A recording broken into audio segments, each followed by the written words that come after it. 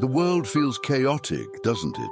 A constant barrage of news, demands, expectations. It's easy to feel swept away, like a leaf in a hurricane. But what if I told you there's an ancient philosophy, a way of thinking and living, designed precisely for times like these?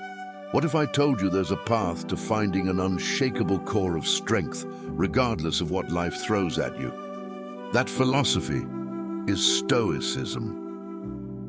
Stoicism isn't about being emotionless, a robot devoid of feeling. It's about understanding the nature of reality, accepting what's beyond our control, and focusing our energy on what is within our power, our thoughts, and our actions.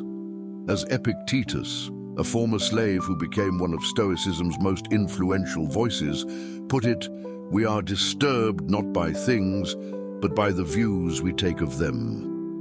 Think about that for a moment.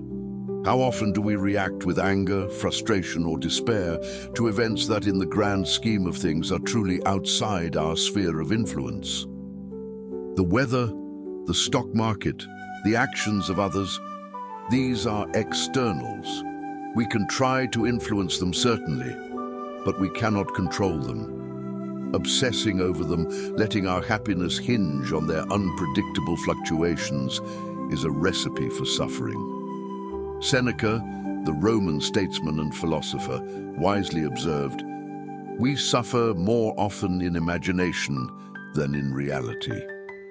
How much of your anxiety stems from worrying about things that haven't happened and likely never will? Stoicism teaches us to cultivate an inner citadel, a fortress of reason and virtue. Marcus Aurelius, the Roman emperor who penned his meditations as a personal guide to navigating the challenges of leadership and life, wrote, "You have power over your mind, not outside events. Realize this, and you will find strength." This is the core principle. Our judgments, our interpretations, our reactions are what truly determine our experience. We can choose to meet adversity with courage, with patience, with a commitment to acting virtuously regardless of the outcome. This doesn't mean passivity. It doesn't mean we don't strive for excellence, that we don't work to improve our circumstances or the lives of others. It means we do so with a clear understanding of what's truly important. We focus on our effort, on doing what's right, and we detach ourselves from the results.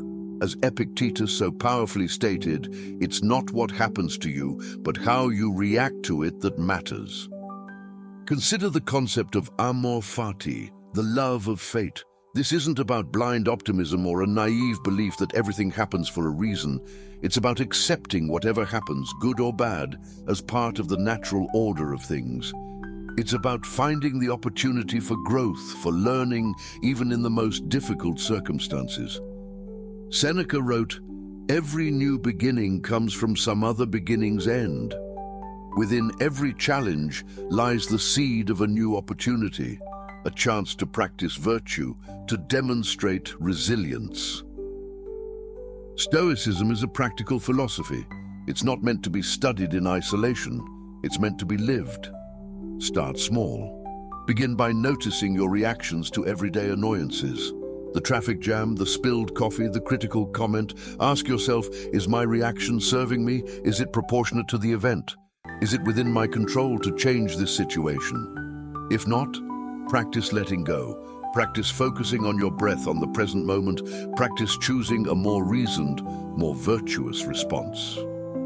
Remember Marcus Aurelius's words, "The impediment to action advances action. What stands in the way becomes the way." Obstacles aren't roadblocks. They're opportunities to test our resolve, to refine our character, to embody the Stoic ideals.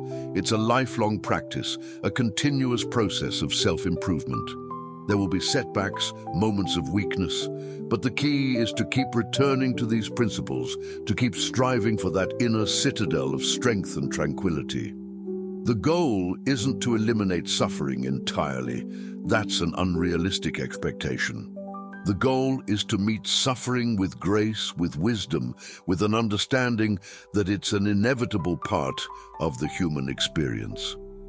and in doing so, to find a deeper, more enduring kind of happiness. A happiness that isn't dependent on external circumstances, but on the unshakable foundation of our own inner virtue. The Stoics teach us that it is our duty to be a use to others, and this requires a social and not individualistic approach. As Marcus Aurelius put it, what injures the hive injures the bee. So, embrace the challenge. Begin your Stoic journey today. The path to inner peace and resilience is within your reach.